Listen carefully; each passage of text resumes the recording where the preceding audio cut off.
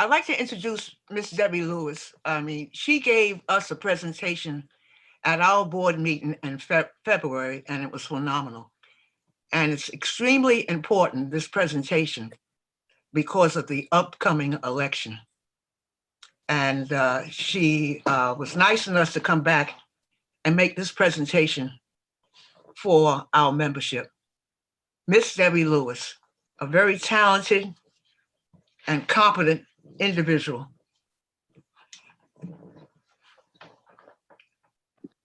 Wow. I don't even know what to say. Thank you so much. I am happy to be back with you all again. I am going to do a training, brief training, so that you get a better understanding of RCV. I will be sharing my screen shortly. In the chat, I will drop a link for a mock election that we're doing, so you can get a better understanding of how the live polling will be. And the mock election is you ranking your favorite Black historic person who you would want to see on the $100 bill. Okay, so I'll be dropping that in the chat shortly. Just trying to get the link for you all. I will take questions towards the end of the training. And so we will stop. There will be a few videos. If you do have any questions and it's urgent, you can stop me. But if it can wait, that would be even better, so I can get through the presentation and have enough time to answer all of your questions. Okay. And so I will share this link now. We've been running this all week. I want to make sure everyone gets it. Here we go. Okay.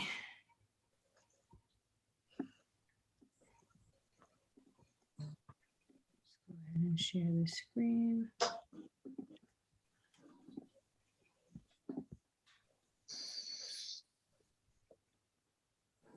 All right, can everyone see my screen? Yes, I can see it. I don't know about the membership. All right, great. So a quick recap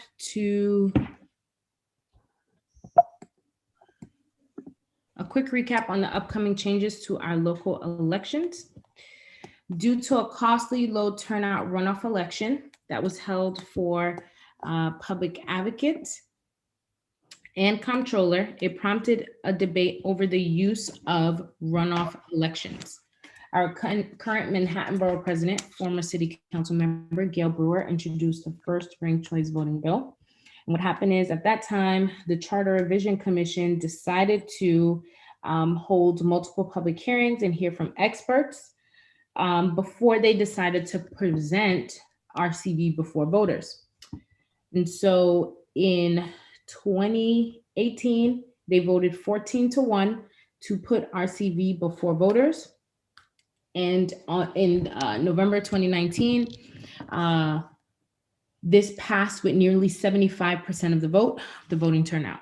So hence, we now have RCV elections for our local special and primary elections. So why are we here? The conjunction of our robust campaign finance system and the implementation of term limits has led to a wealth of diverse candidates who, under the current system, would risk splitting the vote. So under this current system of voting, city council members are elected with a plurality, which means a candidate can win with as little as 20% of the vote. Too often, we actually see that this is the case, and we can really identify 2/3 out of multi-candidate races. Mostly primaries, they end up with the candidate winning with less than 50% of the vote, which is not healthy for our democracy. So what does ranked choice voting new election law tell us? Starting on January 1st, 2021, for all local primary and special elections, for city council, borough president, public advocate, comptroller, and mayor, they will all be ranked choice voting elections. So the runoffs are now eliminated, and candidates will need to win with at least 50% plus one of the vote. In order for it to be a ranked choice voting election, there must be 3 or more candidates. There are just 2 candidates. It is an election as we currently know it. Voters will now have the option to rank up to 5 candidates, including a write-in if they choose. And RCV will only be triggered if no candidate fails to reach a majority, which is 50% plus 1 of first choice votes. So in Queens, we have 2 perfect examples, CD24 and CD31. CD24, that candidate won with a majority, 50% plus 1. There was no rounds, there was no rankings, there was no RCV in that election. In CD31, there was no majority. Okay, the 2 top candidates pretty much are really close together. And so we are now going into rounds and rankings. We know that there is a regulation that was set by the state BOE. We cannot open absentee ballots. I think it's 7 days until after 7 days from election day. Military and overseas ballots are 13 days after election day. And so we are waiting for that in order for us to open, well, let me not say us, but in order for Board of Elections to be able to open these mail-in ballots so that they can begin tabulating to figure out who won this election. Another important thing to note, voters will have the option to rank up to 5 candidates. If you want to rank just 1, vote for just 1 person. If you want to rank 2, you can do that. It's your preference. You can go up to 5 or you can stay at 1. So what is ranked choice voting? For voters, it's exactly what it sounds like. You are ranking your orders. You are ranking your candidate in order of preference. So your first choice candidate is one that you love. You might knock on doors for them, do GOTV, wear a button, wear a hat, wear a t-shirt, give them money, whatever it is. This is your person. You want to see them in office. You are sold out for that candidate. Your second choice candidate is one that you like. And you can think about it this way. If your first choice had to call off their campaign tomorrow, or they can no longer compete in the race, then your second choice would serve as a backup. Okay. And fortunate enough for us in New York City, we have 3, 4, and 5. If you want to stop at 3, you can stop at 2. That's your preference. You can go until your heart's desire. Okay. Hopefully this plays. All right. So something's happening with this. Let me share the screen. I'm now going to show you all a video. Hi. Let me get this together for you.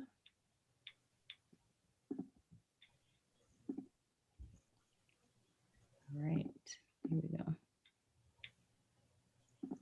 I'm Olivia Owl. Changes are coming to the way we vote. With the new ranked choice voting, the next time you vote, instead of choosing just 1 candidate, you can rank them all from your first choice to your last. Here's how it works. Let's say these 5 candidates all run for mayor of Animal Town. This voter ranks Lucinda as her top choice for mayor. She also ranks her second choice, Diego, third choice, Betty, fourth choice, Roberto, and fifth choice, Felix. If Lucinda wins more than 50% of all the first-ranked votes, then she's the new mayor. However, if no candidate gets more than 50%, then the least popular candidate is eliminated. Sorry, Felix. The remaining second-ranked votes from Felix's voters are redistributed.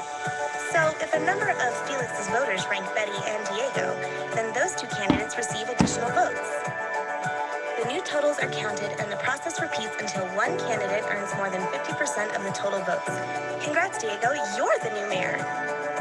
Back in the real world, before it's time to vote, visit votedifferentsantafe.com for more information. Thank you, Santa Fe, for voting and making this election. All right, so we got this video from our friends in Santa Fe. We're currently working through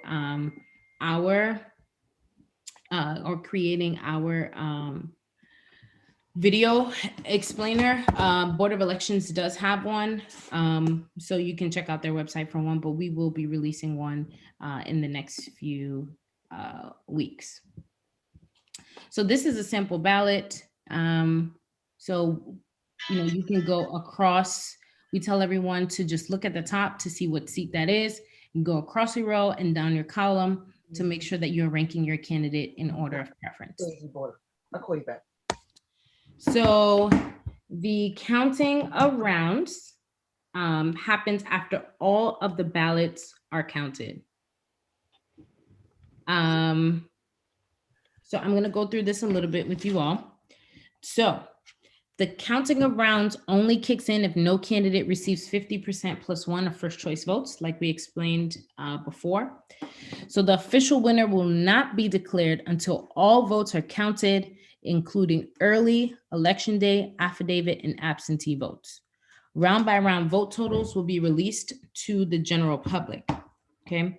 So what is going to happen on election night, like what we saw the other night?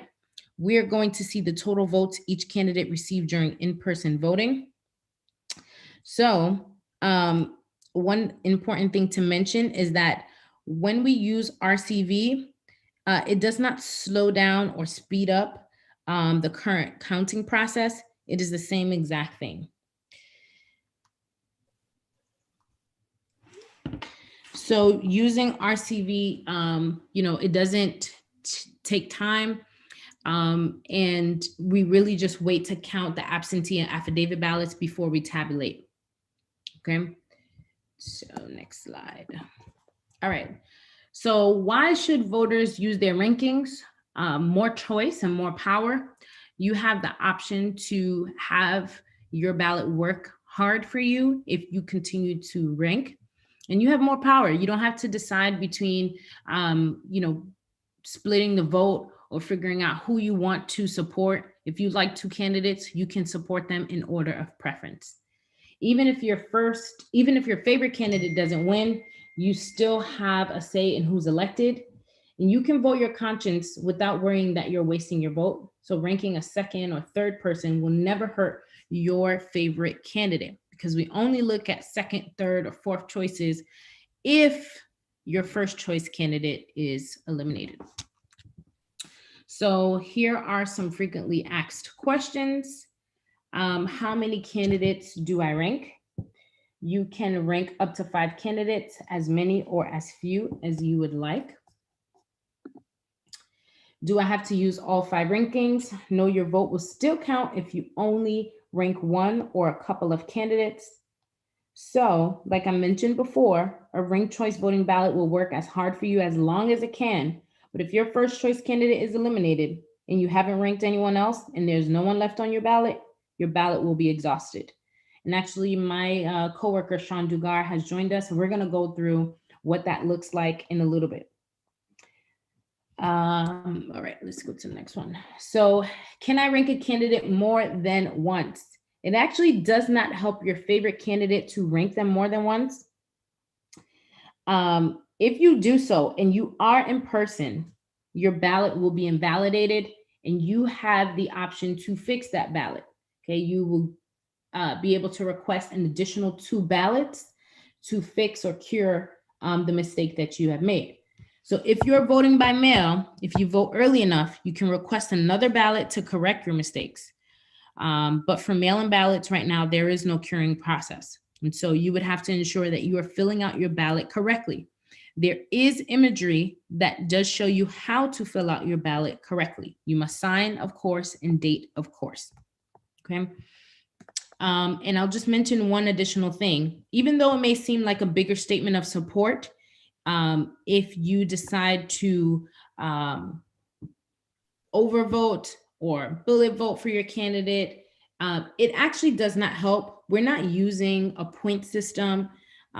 So it does not help your favorite candidate if you rank them, 1, 2, 3, 4, 5. It does not help your favorite candidate if you are, trying to figure out different ways to supercharge their vote, because that's not the process. That's not the system that we're currently using.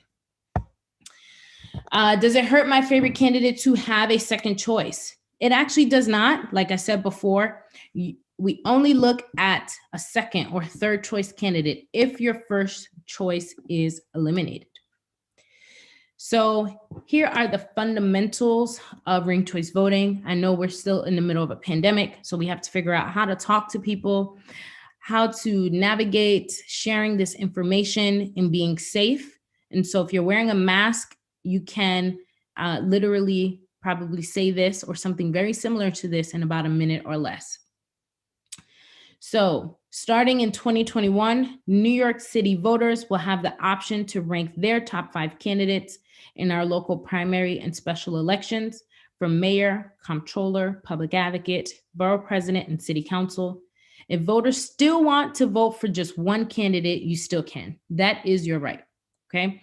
So the why for RCV, it equals more power for voters. So if you decide to rank, you don't need to worry about wasting your vote, accidentally helping elect someone that you don't support, by splitting the vote, or by someone being elected with less than a majority. And we spoke about this before. That happens about 50% of the time here. So this is our website. You can log on. We have materials in multiple languages. We're going up to 13 languages. You can download anything that you need. This PowerPoint presentation is also on the website. And if you know another group that would like training, or you know someone who needs more information or an thorough explanation, you can send us an email at info@rankthevotelyc.org. This number is also active. If you leave a voicemail, someone will call you back. And that's 212-691-6421. You can definitely tag us on social media at RankTheVoteNYC. Okay, so before we end, I just want to introduce my colleague, Sean. Sean, we kind of started a little earlier than expected, but I know you would be on, and I wanted you to go through the ballot,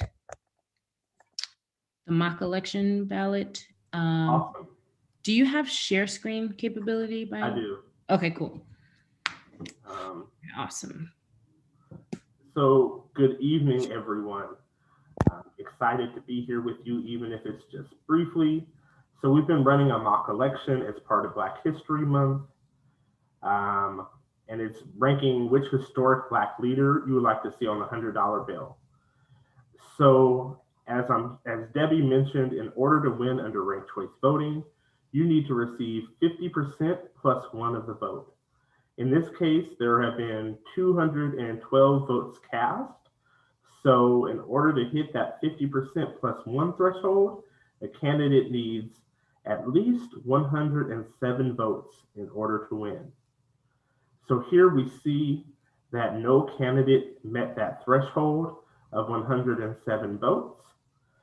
So we go through the ranking process. We see Shirley Chisholm in the first place with 49 votes, Martin Luther King with 38, Frederick Douglass with 29, John Lewis with 23, Ida B. Wells with 19, Malcolm X with 18, Rosa Parks with 17, Maya Angelou with 10, and Bayard Rustin with 9. Keep in mind, these are first choice votes.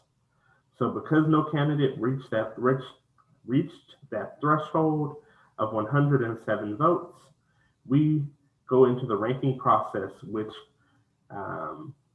gets rid of the person with the lowest number of votes. In this case, that's Bayard Rustin. So those 9 people that voted for him then have their second choice vote kick in. And so here we see his votes are actually fairly well split, those 9 votes, across all of the candidates. So still no one has reached that threshold of 50% plus 1. So next we eliminate Maya Angelou, who's again the lowest vote getter. So she's lost the race. Her votes are then redistributed. So those 11 votes that she has go to whoever her voters picked as their second choice. And so we see overwhelmingly those votes went to Shirley Chisholm. We continue the process. Next would be Rosa Parks, and her 19 voters would have their next choice kick in. And so we continue through this process until someone eventually ends up with 50% plus one of the vote. And we actually see that in this case, Shirley Chisholm not only met that threshold, but exceeded it by far.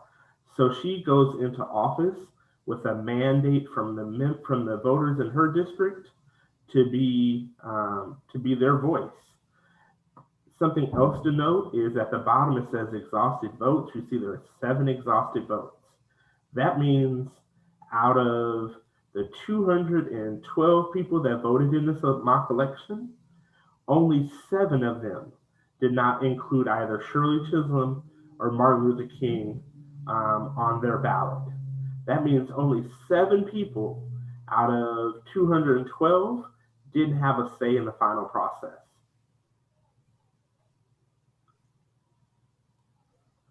So Debbie, I think with that, we're gonna do Q&A. Yes, that's good. And just thank you again, Madam President, for allowing both Sean and I to be here to explain more of RCV and being with the board and the members. And so with that being said, we can take questions. Okay, does anyone in the membership have a question?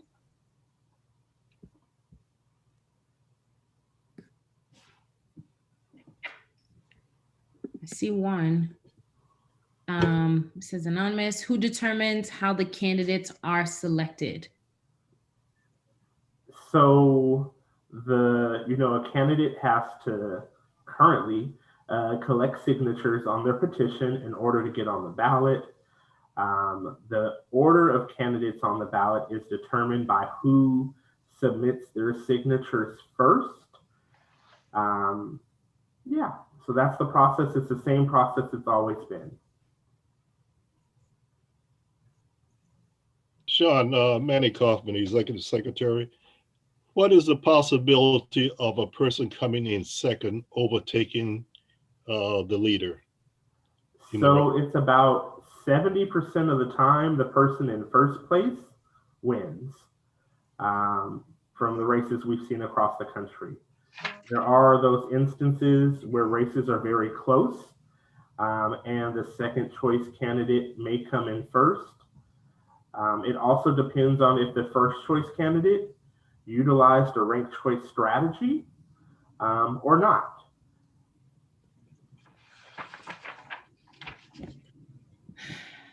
Okay.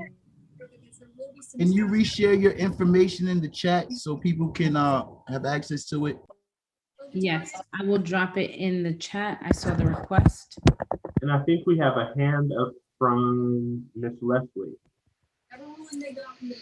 Yes, my question is, after the vote, how long does it take for them to tally up for a winner? So ranked choice voting, as Debbie said, doesn't change the amount of time that it takes for them to count the votes in June. So we know that under the existing law, that the Board of Elections cannot even start opening absentee ballots to count them until 7 days after the election. And they can't start counting military overseas ballots until 13 days after the election. That means it takes at least 2 weeks before there are final results, before there's results, and sometimes longer depending on the number of voters. The actual tallying process under ranked choice voting is just simply hitting the key on a keyboard, so it takes no longer than 30 seconds. Thank you. You're welcome. Any additional questions? I think that they are going to be, I don't know if I use. I hear someone talking. I think that's someone's computer or someone's TV on in the background. I know. TV. You said thank you for the information. We're definitely going to need you back. Election is going to be in June, so we'll probably have you back around May or early June or something like that.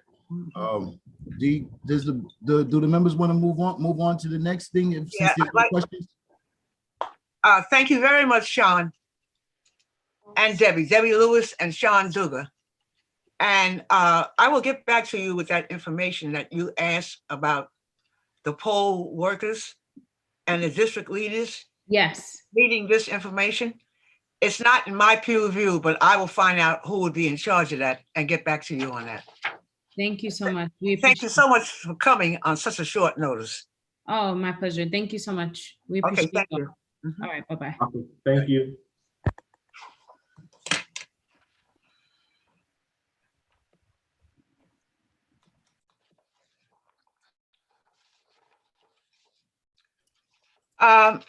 Okay, I need you to Oh, press, but the three of us are hosts.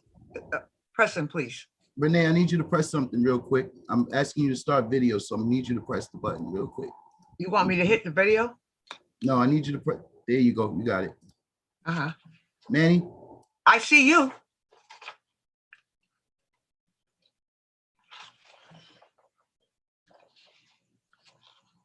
So now I pressed it. Am I right? Am I okay? I don't hear you now. Now I don't hear anything. you're good to go. Okay. Leslie, are you on? Yes, I'm right here, Leslie Spigner. I know our city council campaign people are waiting to be introduced. Yes. So let's start.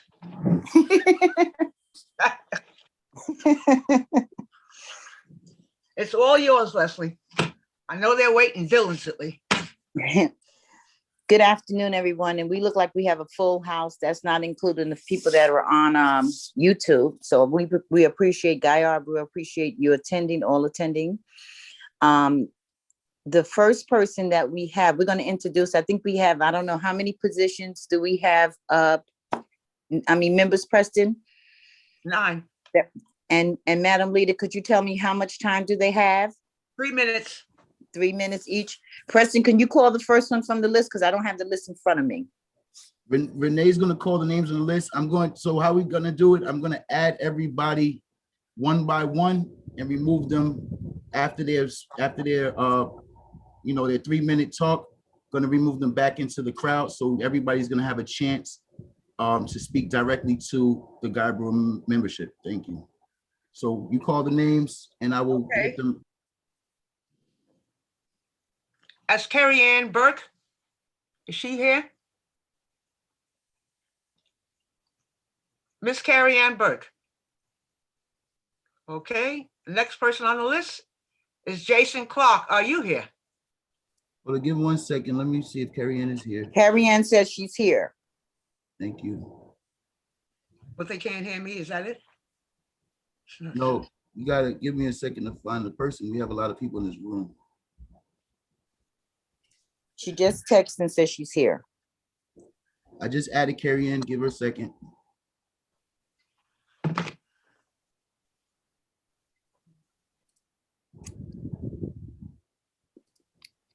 Hello. Can you guys hear me well? Yes. Hi, Kerryanne. Welcome to the Guy Arbor United Democratic Club membership meeting. Hi, how you doing, everyone? Thank you for the opportunity to address the Guy Arbor Club and the membership. I truly appreciate this time. Just to give you a little background on who I am, once again, my name is Kerryanne Burke, and I was born and raised in this district to immigrant parents, one from England and the other from Jamaica, West Indies. With that, we struggled at the beginning part of our life, and we actually experienced homelessness, and that shaped my passion and also my compassion for this community, as well as just New York City in a whole. I am also an attorney. I have practiced upstate in Albany in the legislature, where I work for the Assembly as well as the Senate to provide advice and counsel to the elected officials. I negotiated state budgets as well as drafted laws and legislation. In addition, I have worked for many of the New York City agencies, such being housing, as well as HPD and the Mayor's Office of Contract Services. All in all, I have garnered the experience of procurement, education, and housing law, all of which are important at the City Council level. I will be taking those skills that I've learned and representing this area if I am elected to protect the senior citizen population, to protect those who are in the public school system who may actually be facing some of the subpar education that is often very prevalent in our community here in Southeast Queens. In addition, I will be working towards just having a certain level of compassion for the veterans, as well as people who are homeless, because that is something that is near and dear to my heart. I will be fighting for foreclosure prevention and business loans and MWBE access to government contracts, having seen the level of contracts that don't go to our people. And I know how important it is to transfer the wealth to the Black and Brown communities as well. In addition to my professional experiences and my passions, I definitely am connected to this community. I am a Greater Allen AME Cathedral member where I serve on various ministries, and one being the Sunday School ministry, which actually exemplifies the need for education reform. It was there that I saw many of our kids not reading at the grade level. And it was there that I also helped them get up to the level that they needed to be through tutoring and helping the parents find different resources in the community. I am asking you to vote for me because I truly believe that I can bring a lot of services and resources to this community based on my skills and experiences in Albany, as well as in New York City government. I have the compassion and I'm trustworthy. You can ask people around the community who have interacted with me that they trust me to get things done. Even up to this morning, a member of the community called me asking for help with labor discrimination claims, and they know that I'll get back to them. They know that I will do the research to actually help them through that process. We need people that can go into the City Hall and hit the ground running on the day one, not someone who is going to try to figure out how to negotiate and how to deal with people with varying opinions and issues. While in Albany, I was there when the Republicans were in power, so I know how to negotiate and get things done for our community. So I will be fighting for our seniors and protecting them against deed theft and foreclosure crisis and a lot of the other issues. So I thank you for the opportunity to speak. I believe that was Preston saying that I'm at 3 minutes. Yes. All right. Thank you for the opportunity to speak, and I hope that you vote for me. Bye-bye. Right.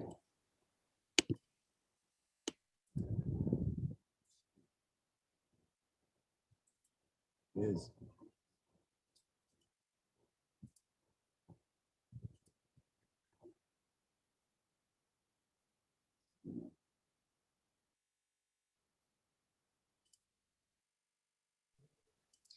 The next person, I believe, is Clark, Jason Clark.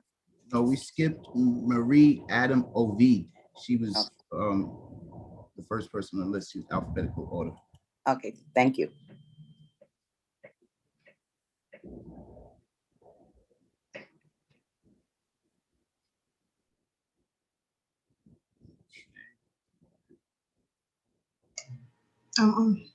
Yes, can you start your video? Sorry about that.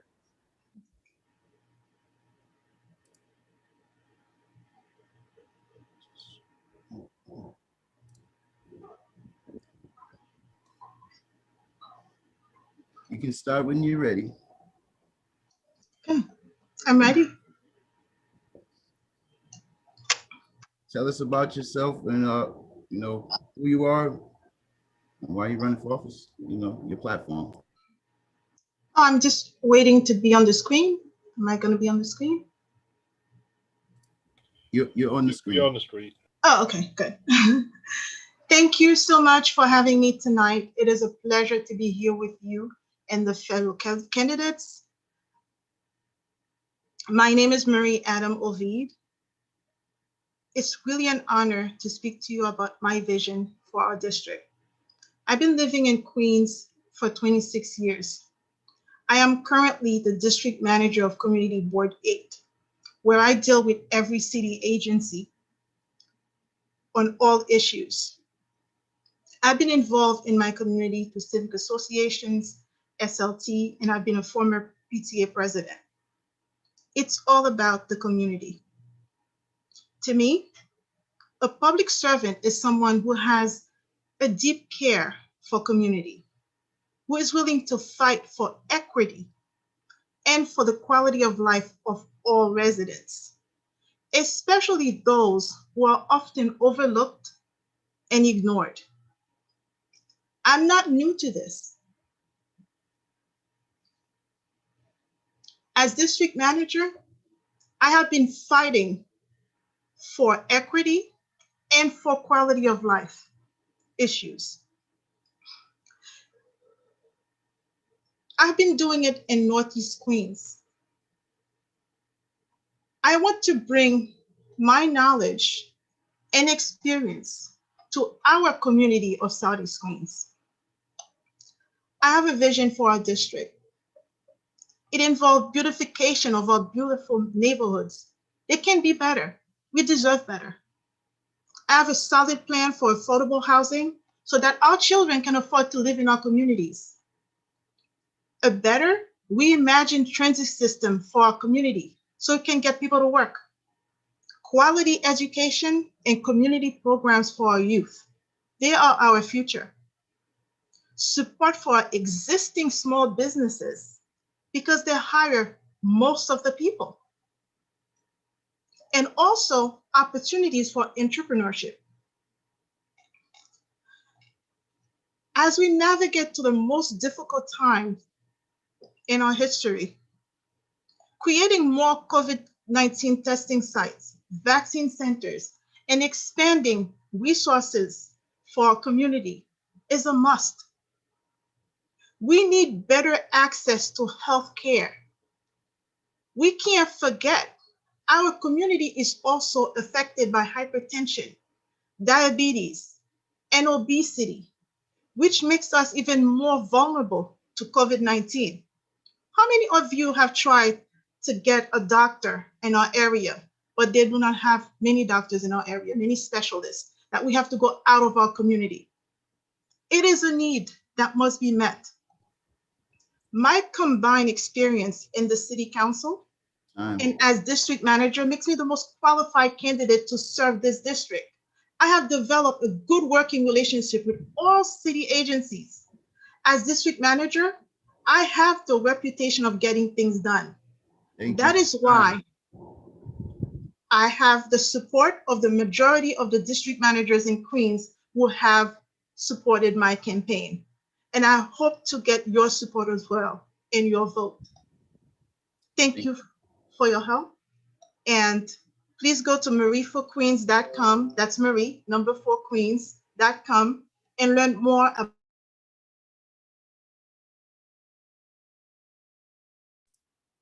Okay. Thank you so much. Thank you.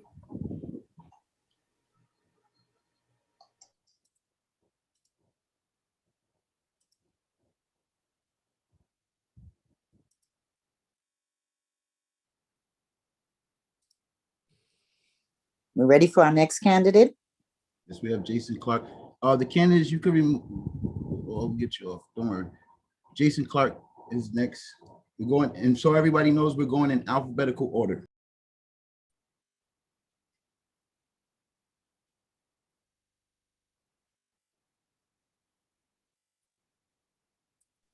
Here we go. So just start whenever. You can start now. Okay, great. First of all, I just want to say thank you to the Guy R. Brewer Democratic Club for inviting me to be here. You know, as a dues paying member, it's always great to be back at the club, you know, even if it's virtually. I think I could say on behalf of everybody here, you know, I want to express my condolences for the loss of Archie Spigner, as well as Timothy James, and thank you for sharing him with us. You know, for some of you who know a little bit about me, Archie was a big part of why I'm here today. You know, when I was a kid, Archie stood up for me when a public school program with an advanced curriculum didn't want to let me into their school because I was Black. You know, Archie advocated, he went to bat for me. And because of that, me and 5 other kids of color were eventually admitted into that public school program. And for me, even though I was so young, it played a huge role in changing the trajectory of my life. And I remember how during the funeral for Archie, how Pastor Linden said that we have to walk in the footprints. We have to walk in the footprints that Archie laid for us and follow that path. And, you know, if I'm being honest, you know, we just heard those words recently, but I feel like that's something I've been trying to do my entire life. You know, it's why I joined the New York State Attorney General's office and became a civil rights lawyer, because I knew we needed to make sure we're doing a better job of protecting communities of color against fraud, shutting down employment agencies that were scamming unemployed workers here in Southeast Queens. You know, right after the murder of Eric Garner, we were here at the Maranatha making sure we're doing Know Your Rights training, identifying solutions to reduce police brutality in our communities. You know, we knew that we needed to do a better job with our education system and providing more educational opportunities to the people in our community, which is why we started Dream Chasers at the Queen SUNY Educational Opportunity Center, so that we can be more impactful in making sure that the kids in our communities have better opportunities. And it's also why at the beginning of COVID, we started SEQ Legal, because we wanted to make sure folks know that even in a virtual world or a virtual space, you know, there are opportunities for resources, referrals, and ways that we can be able to make sure the folks in our community get the resources that they need.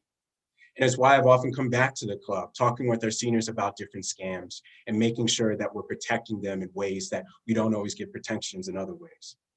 So for me, the best way that I know how to walk in the footprints is by making sure we're bringing equity and resources to our community.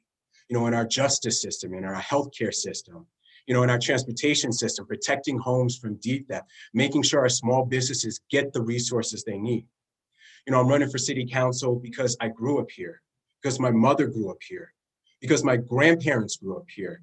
And over these last 70 years, we're still fighting the same battles that we were fighting back then. I'm running for city council because I want to bring equity to our community, bring new ideas to our community, because I believe that we all have a responsibility to walk in the footprints. So our campaign has been endorsed by Assemblymember Vivian Cook, and we would love to also have the endorsement of the Guy R. Brewer Democratic Club. Thank you. Thank you.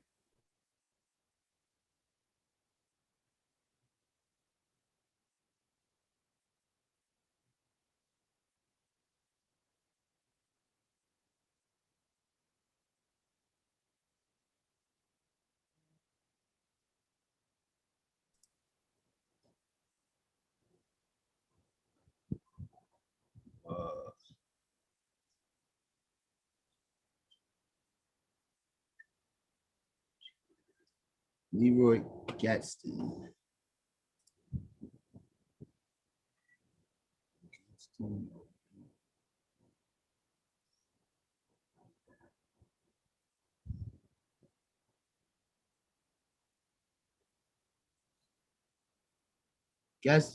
Leroy Gadsden, can you chat in the box? Because I see you now. Gotcha.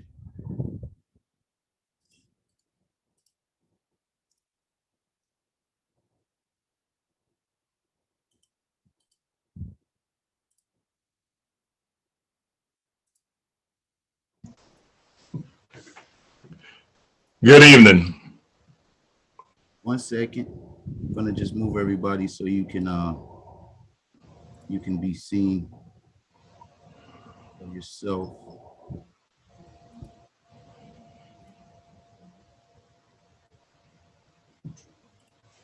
Why is it doing that?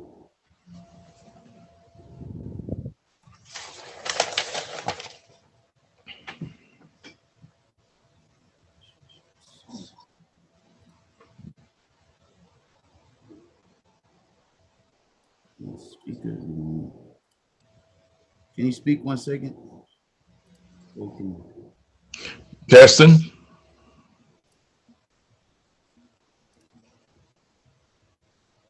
Oh, that's why. Thank you. Okay.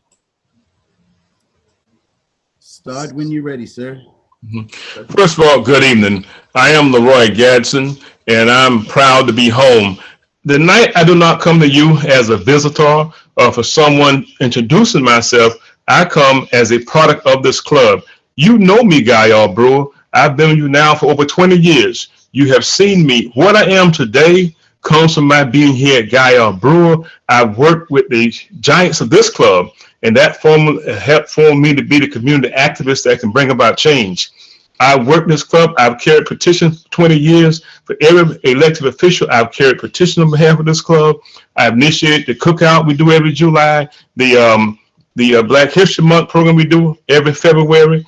Also, I've chaired our dinner dance committee, our major fundraising event, and you've seen me every meeting. I made a commitment on Thursday nights. I'm here with Gaillard Brewer Club, doing what I do to inform the community of the needs of the community. Not only that, many of you have worked with me. So I'm not coming here tonight as a stranger, just dropping in, a visitor passing by.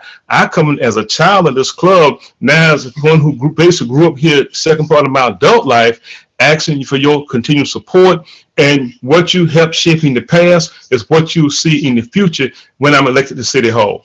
When we look at this community and what our past have involved, if you look at the legacy of the trail, and thank you all for working with me, a few blocks away, when they closed down the Senior Citizen Center, Alpha Phi Alpha, we worked with the city and opened it back up in the middle of that July. When you go to Aqueduct, when they had all those things in place to hire people from Board 10 and not our community, we worked for a year with some of the giants of this club in the community, and a year and 2 months, we got over 65% of those jobs for our community based on our zip code. We know the tricks they play with MWBE. When ISA, when the Board of Education hired an incompetent principal, we worked and got rid of him because of the fact he'd been terminated. He was not fit for our school. When you talk about police brutality and reform, we testified at every hearing on the city, state, and federal level against the discriminatory practice of stop and frisk. We stopped the practice here locally, police taking black boys and girls to the precinct just to put them in a phony lineup. We stopped that. We stopped the process of riding around with the license tags on police cars turned down so citizens could not file a complaint. We put a stop to that. We stopped these police road check blocks around churches on Sunday and around the Long Island Railroad on the workday in the morning. Those are the things we have done. Those are the things we're capable of doing. We stopped the liquor store. When they put liquor store that tears apart our community, we told the developer and the ABC commissioner, you can't put that in our community. We were able to help stop that. We worked with elected officials. We stopped the Elevate Hotel. Those are the things that destroy our community and ruin any opportunity for our young people. That's the kind of leader I have been as the former president of the NAACP and as a longstanding board member of this club. We have worked to make a change in our community. When you see they start digging up the streets, they repair the sewer. We work and fought the department of that when they didn't want to do that. But as we go forward, and our plan for was this: first of all, we have to repair the relationship between the police and the community. It has to start. Police must be held accountable. Citizens must understand and help us hold the police accountable. That's the first step. We need the police, but we should not have to compromise our civil rights just for the sake of police protection. We want professional policing. And if we can't have that, a few years back, United Black Men, we removed all the precinct commanders from the 105, the 103, the 113. We look at MWBE, we know the tricks. When you try to put all these other people and hide for us, and we don't get the benefits. We have to do with our education. We must make sure we have a vocational school and all our schools have the proper class size. Not only that, our schools should mandatory computer technology training and a second language. I want to take my leadership a bit further, my advocacy further for our community. Thank you all for having me. I want your support. Thank you. We have a moment because we do have the Assemblywoman is trying to get on.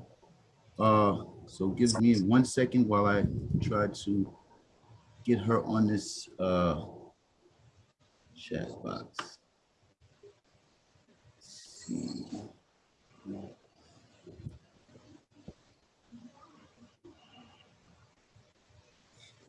Let's see.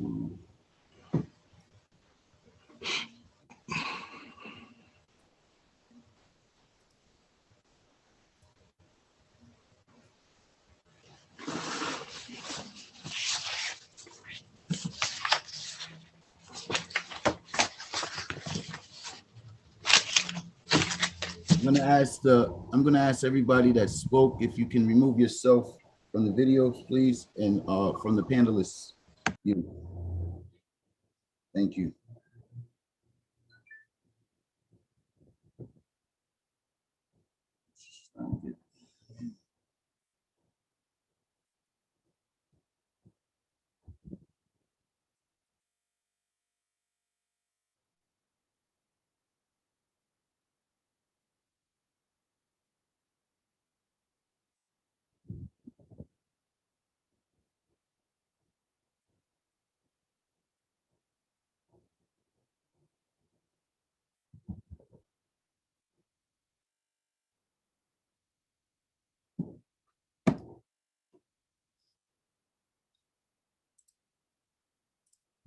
Is Assemblywoman in here at this time?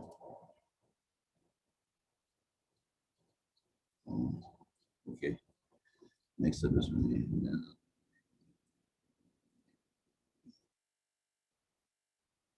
Okay, next up is Miss Rene Hill.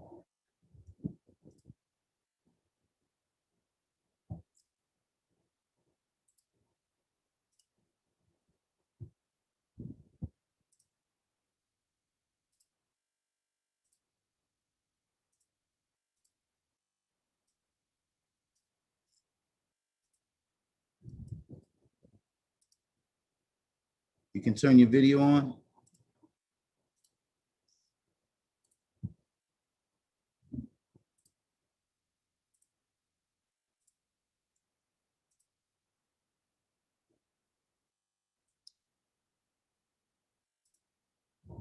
All right, let me see.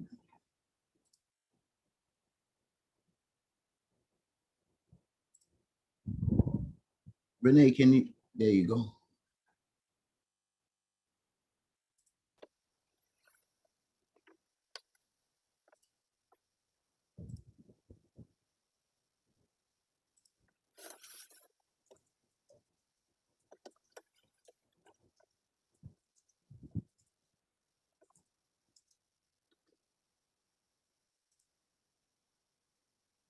Preston, should I go? Yes, you can start when you're ready. Okay. Good evening to the Guy R. Brewer United Democratic Club, leaders and membership. Thank you. I'm Rene Hill, and I'm running for City Council. We need leadership that will bring real positive change to our community. I am a proud, long life resident of Queens, growing up here, going to school here, and raising my family here.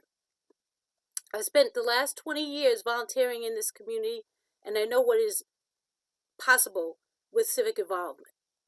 I fought for the VA to save the VA from developers' plans to close and privatize the St. Albans VA, and won. I worked with local officials to bring investment in infrastructure to alleviate the flooding. We had several meetings with DEP and putting pressure on the agency and bringing the matter to the forefront again to correct the high water table. This resulted in DEP installing special pumps in sewage systems and alleviating the flooding in our Jamaica Queens homes. Eventually, Councilman Donovan Richards continued the fight and was able to secure $1.9 billion in funding to address this long-term sewage issue. As a former chairperson of Community Board 12, I took quality of life issues head on, working with the agencies, the city agencies, to improve our neighborhoods. I am still a board member and chair of the Transportation Committee. Currently, I'm leading the fight to save our single-family home zonings from being eliminated from the proposed legislation of City Council Planning Together Plan, Intro 2186. I'll put the link in the chat when I'm finished, but everyone needs to sign that petition to save the characteristic of our community. Our single-family homes are in jeopardy. Multi-family homes could possibly be built next door to you if the rezoning goes through. I am running for City Council because I'm ready to take on the challenges that lie ahead and fight for the district as I have always fought. As a community activist, I have served as the Executive Vice President of Queens Civic Congress, and that's an organization that joins all civic organizations in Queens together. I was a former Astley Park president, and I helped to landmark Astley Park, saving it, its characteristic and the history of our Black community. I am the executive board of a member of St. Albans Chamber of Commerce. All of these are volunteer organizations. I am an advocate for the civic organizations, and I believe in the power of the civics to make the positive changes within our community. I will continue the fight to get the current historic building retrofitted and made for our veterans. Working together as one is very important because it gives us all the strength and the voice that is needed as we work to find solutions to make the quality of life better in Southeast Queens. I also served as a treasurer board member of Southern Queens Park Association, the organization that runs Roy Wilkins Park. When the board members realized that there were serious financial issues, I then offered to become the financial director. As financial director, I was able to use my financial skills to make SQPA financially sound. Time. Born in Jamaica, New York, and I'm lifelong Queens member. I'm married. I have a home here. I'm a public accountant. I'm an entrepreneur, and I have the experience that will enhance this community. I am vested in our community with the life and the community experiences. Thank you. Time. Not with finance. Thank you for this opportunity, and I look forward to your voting for me, your number one choice. Thank you. Thank you.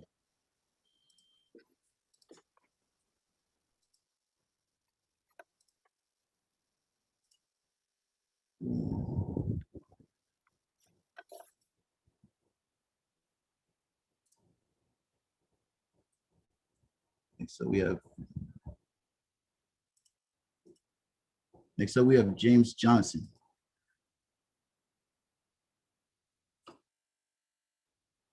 All right, sir, give me 1 second to set this up because I've been having an issue with that. Yeah.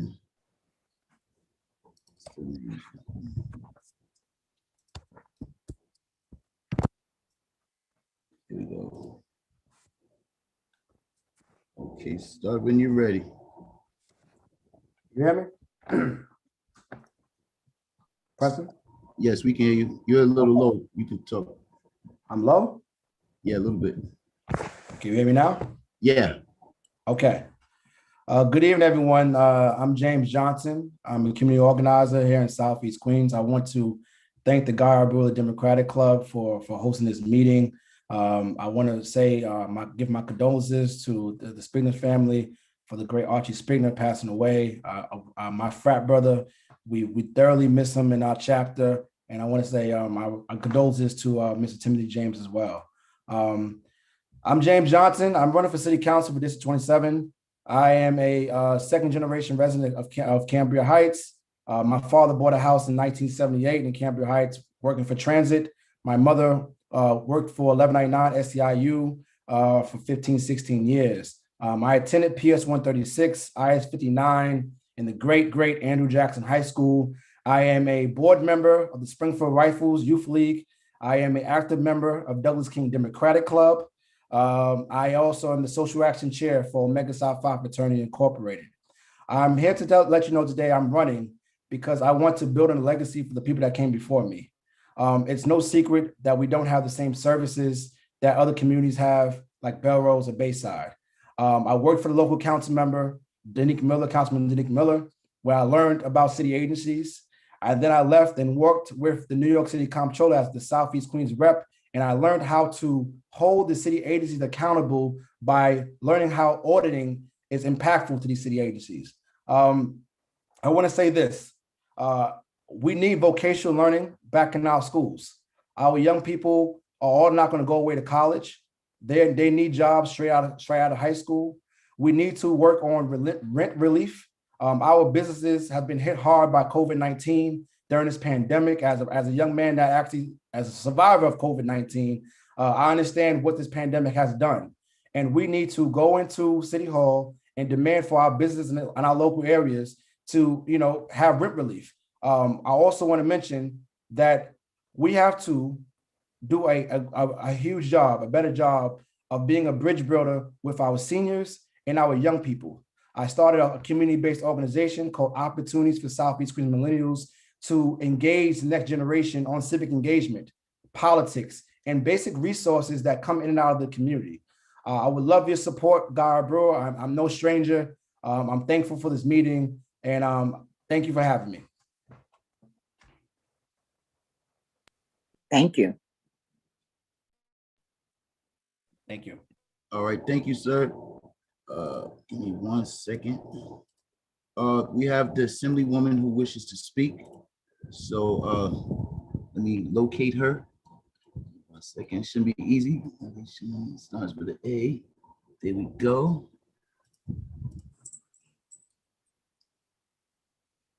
Let's see.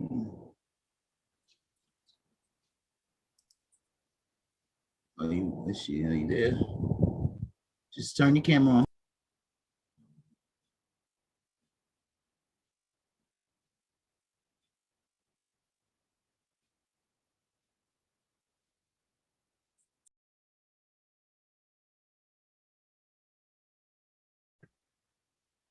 Hi, everyone.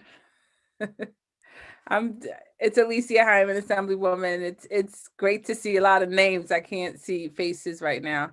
So can somebody give me a thumbs up? Should I keep speaking? We can hear you. We can hear you. Okay, good. We just in a webinar view, so it's looks a little different.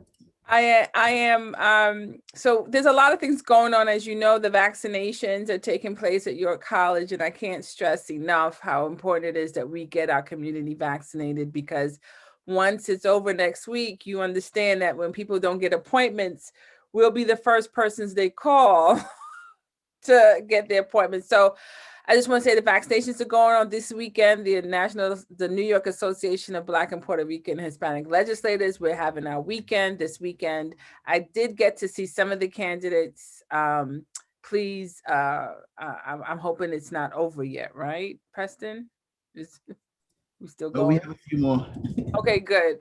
And I think it's really important that as we get vaccinated and register people to vote and understand what ranked choice voting is, and deal with unemployment issues and loved ones that have been lost from COVID, that we keep, close tabs on one another in our communities to make sure that everyone is doing okay. I thank the Guy Brewer Democratic Club for their continuous steadfastness, as we've lost some beloved members, Archie Spickner and Timothy James, this year, that we continue to hold their families dear to us in our hearts and minds, and make sure we keep moving forward for democracy in Southeast Queens. Okay, I'm gonna mute and turn the camera off and get back on the other Zoom and then come back. Thanks, everyone. Thank you so much.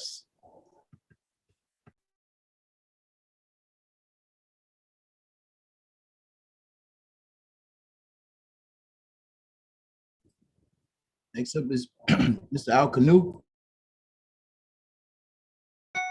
Yes. Can you see me? Can see you. Okay.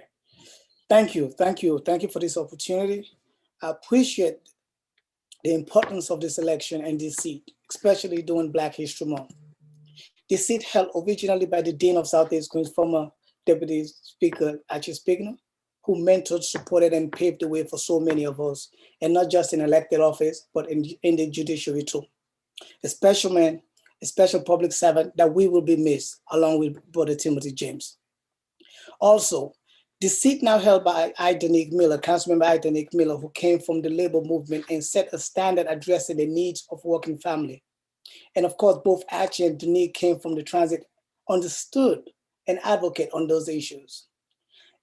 In those footsteps, I seek to work and build in collaboration with our community on the work of these Southeast Queens giants. Many know I came from a tradition of public service. My parents were both involved in Sierra Leone, where I immigrated to the United States almost 3 decades ago. My late dad was a prominent public official there. My family came here to escape a dangerous civil war that took thousands of lives. While attending York College, I got involved, and my fellow student elected me president of the United Student Association. My advocacy work while in college led me to connect with then Deputy Majority Leader, now State Senator Leroy Gadsden. I started as an intern and worked my way to being the Director of Community Affairs.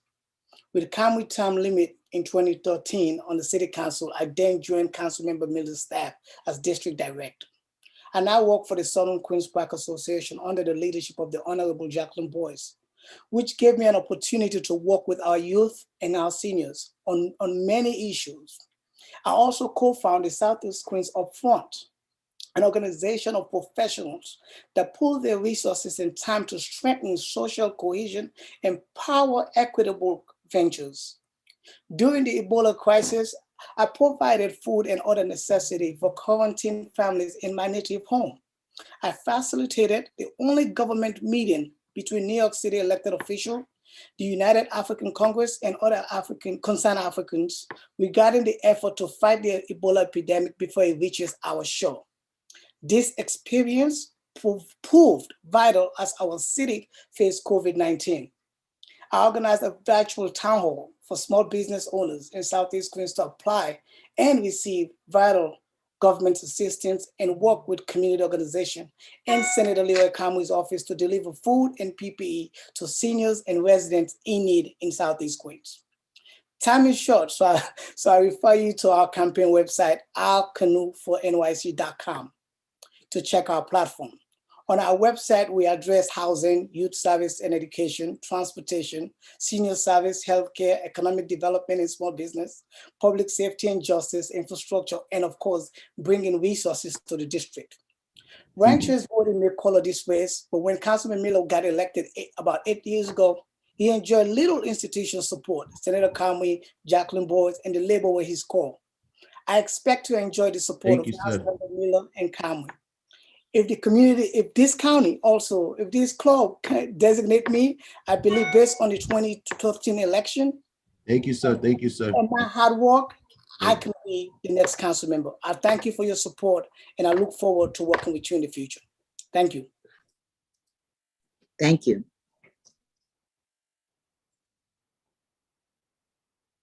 Next up, we have Mr. Harold Miller, which I'm going to locate here.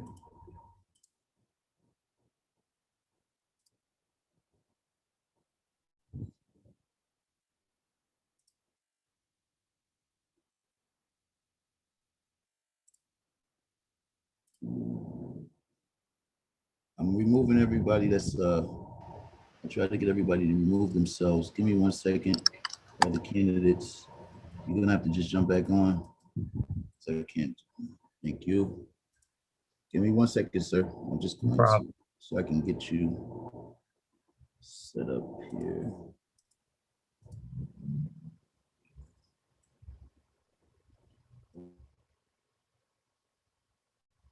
Start when you're ready. All right. Good evening, everyone. Again, my name is Harold Miller. I'm running for City Council in District 27.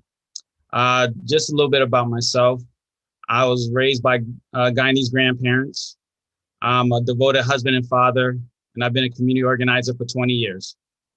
I'm running for City Council because I have a history of getting things done. I started my career as an organizer, fighting for the rights of others at Acorn, and then later on at New York Communities for Change. I worked with parents who wanted better for their children by adding much needed science labs to middle schools. I stood with families who were faced with foreclosures and fought the large banks and got local municipalities like Buffalo, Binghamton, Albany County to divest in protest of predatory lending practices. I organized fast food workers who were making poverty wages, living in homeless shelters, and had to hop the turnstile just to get to work. And we fought and won a $15 minimum wage for fast food workers. I work with faith leaders right here in this district to build affordable housing.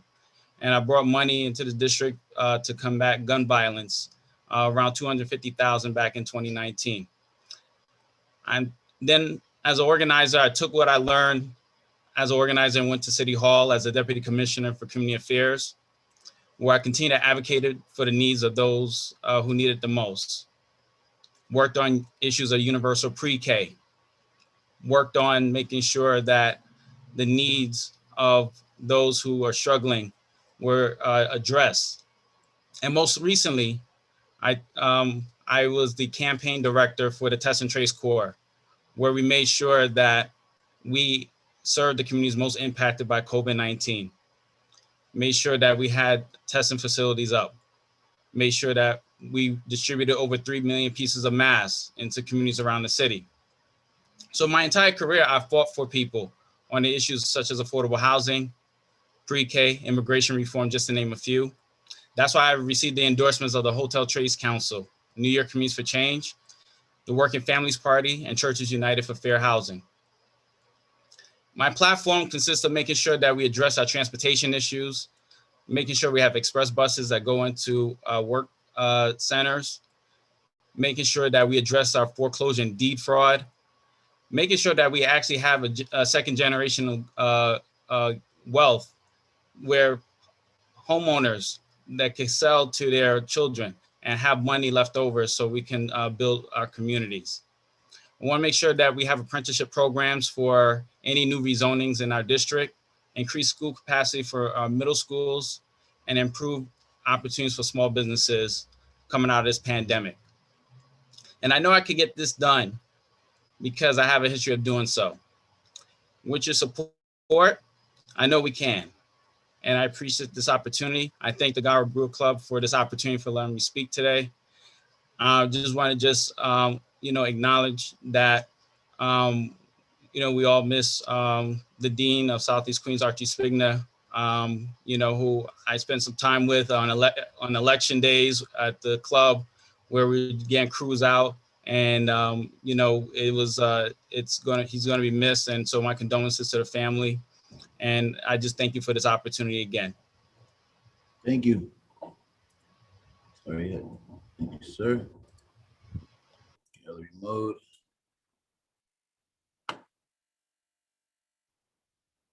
I just received word that we have Assemblyman Clyde Bonnell in the room. He's going to say a few words, and then we have our last speaker. Let me make sure it's the last speaker. And we have our last speaker, Miss Nantasha Williams, after. So I'm going to find him.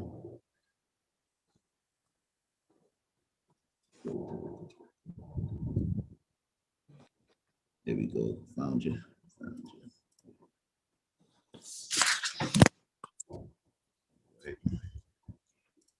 Just gonna have to remove everybody. Sorry, guys. As we give him.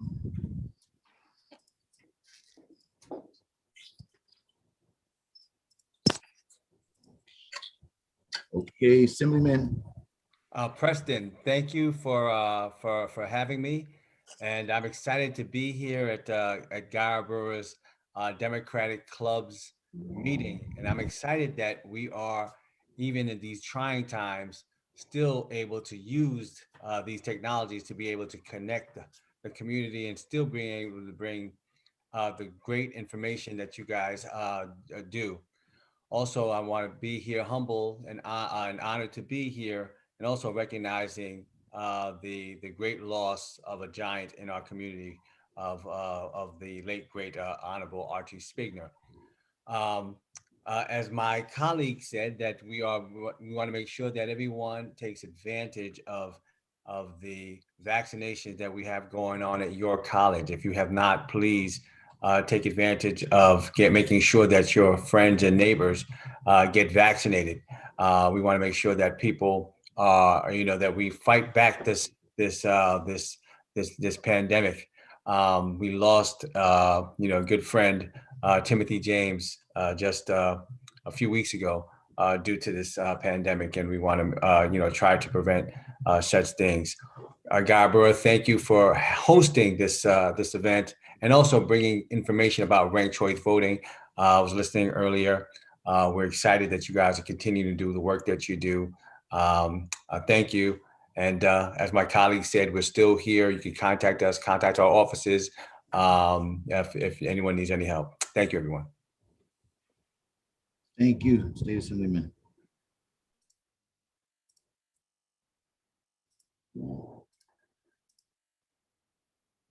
Okay. We have Miss Nantasha Williams. Going to locate her here. Oops. Two Natashas. Let me hope I got the right one.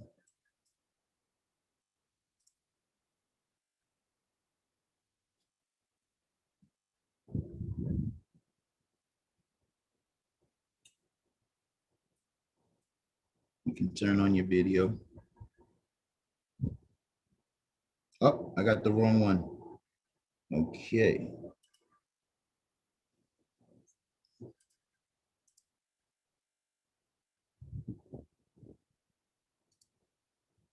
There we go. Good evening. Give me 1 second, get you speaker mode. All right, whenever you're ready, thank you for joining us.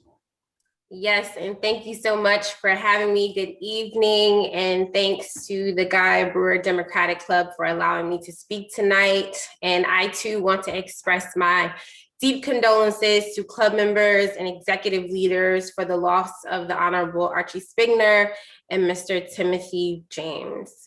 Again, my name is Nantasha Williams. I was born here, raised here, educated here, and now own a home here.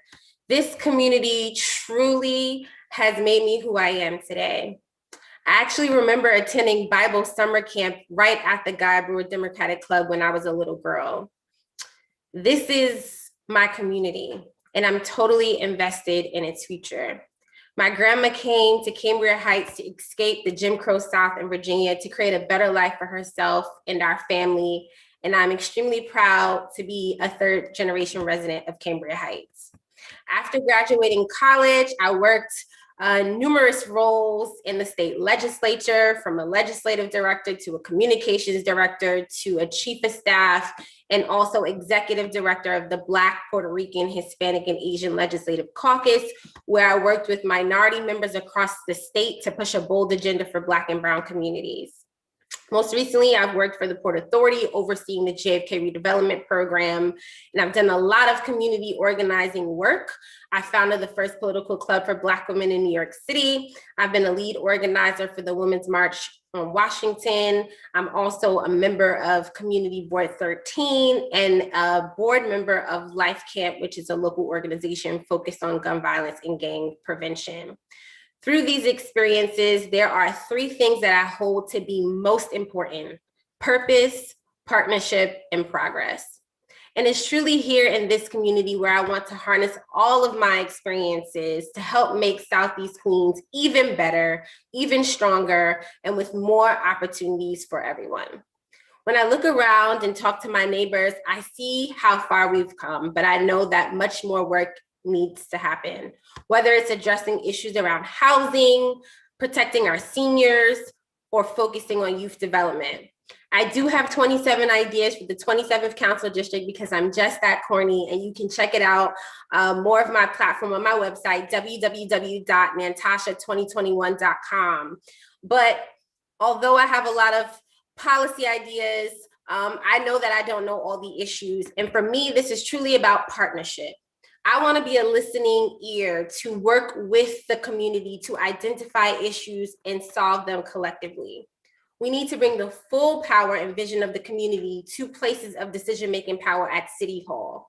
That's why I'll have a dynamic form of representation where we can actually participate fully in the decisions that are impacting our daily lives. I specifically want to make sure that government is more transparent, accessible, and responsive. I know that these are extremely ambitious goals, but when we are empowered as a community working together, the path to reaching our goals truly opens up. I am thankful and humbled to have the endorsement of Assemblywoman Alicia Hyman, and recently the endorsement of DC 37, one of the largest public service unions in New York City. Thank you. And I am hoping that I can also have the community support, because that is what's most important, June 22nd. Thank you. Thank you so much.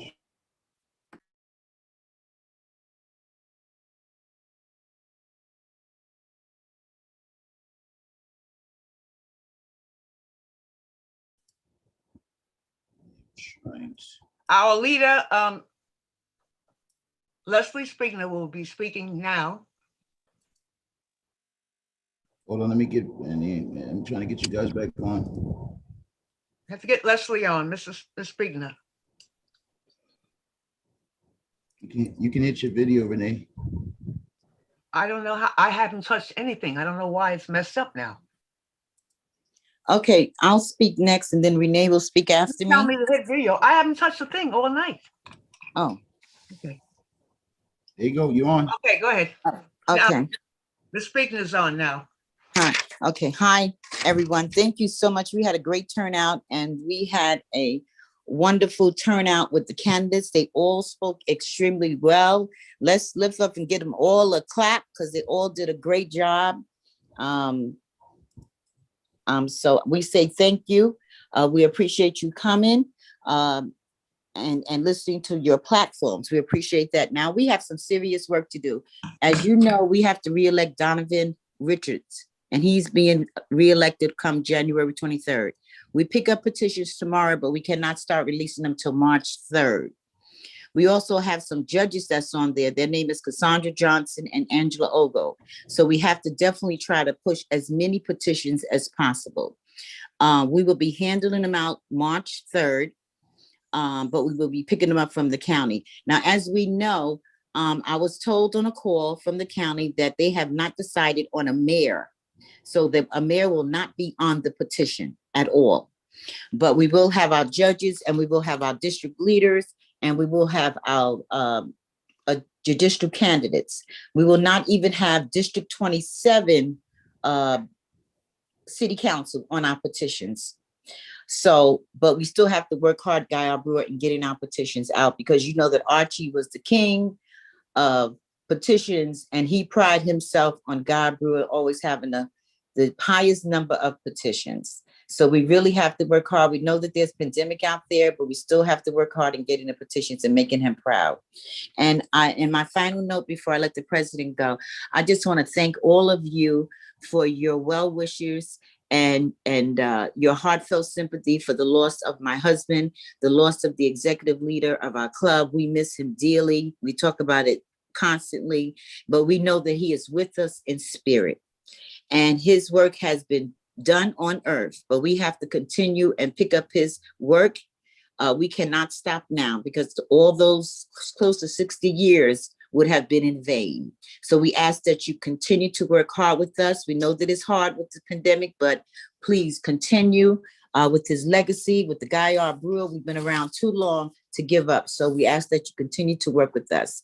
Thank you so much. And you can feel free to call me anytime at night. Text me first and I'll return your call. Thank you. Madam President. Okay.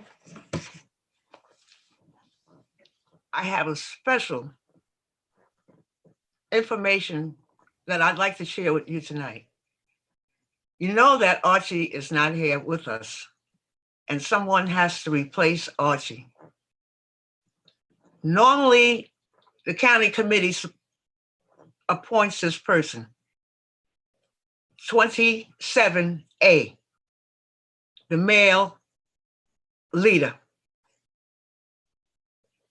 I'm happy to inform you that Preston Baker will be running for Archie's seat.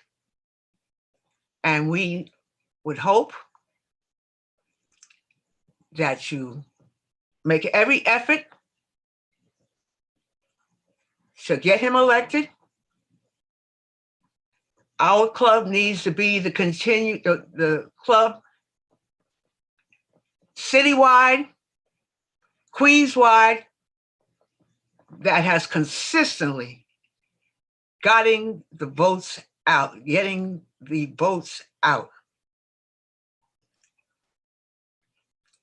He knows that he's got big shoes to fill. And he is aware of what he has to do to follow in Archie's steps. So I would like to introduce you with Preston, say some words to the membership. You're on, Preston. Okay. Please say something to the membership. Well, tell them what you're going to do. Well, I know the first thing we're going to do, we're going to get I'm going to master getting us on this Zoom, right? But I want to say first, I want to thank the board for just for giving me the opportunity. I'm passionate about Guy Brewer, and for anybody that doesn't know, my family is 3 generations into Guy Brewer. I used to sit with Archie all the time just to ask him about my grandfather, because my grandfather passed when I was maybe about 6 years old. And it's just, we have so much work to do, but we are standing on something that has been built generation to generation, but we have to keep this club going. And I would just want to, it's a surreal thing because, everybody knows the relationships. We all have relationships with Arch, and it's something that you have to think about and just remember his words. So I just want everybody to you know, this year we're going to really go out our way to honor his legacy. I can guarantee we're going to do something every month, and we have some plans to do something just to keep honoring him. But I do want to make sure that, you know, as we go forward, we do have some work to do. We do have some things to take care of for the club, and we're going to get back to that old school organizing and hitting the ground. So hopefully, you know, I just thank the opportunity. I thank the board for the opportunity, and the club members. You know me. I'm always for the club, always trying to bring new people into the club. So we'll continue that, and we'll continue following the energy of the board. Thank you. I believe Leroy, the senator, is trying to get on. So I just want to give him this opportunity. I'm trying to get him on, and I didn't want to. He said he's on another event. Oh, because I saw his name. But all right. So thank you, everybody. Anybody else? Manny, you have some words? Yes, President, I'd like to thank each and every one of the candidates. You guys really made me feel proud to be a resident of Southeast Queens. We have so much talent in Southeast Queens. Yes, we do. The only request is that there can only, I know there can only be one winner, but whoever wins or whatever it is there, let's continue to work together, keep the Guy Brewer Club strong, work with us, and we will keep Southeast Queens on the map. We are being challenged very strongly from the northwestern part of Queens, and we have to work diligently to keep our legacy intact. God bless all of you tonight. Thank you for coming, and I'm proud of all the candidates that was on the panel tonight, and Godspeed, lots of love. Thank you. Blessings. Good night, everyone. Have a great evening. And petitions are starting Tuesday. Don't worry, we will make calls. We need everybody on these petitions.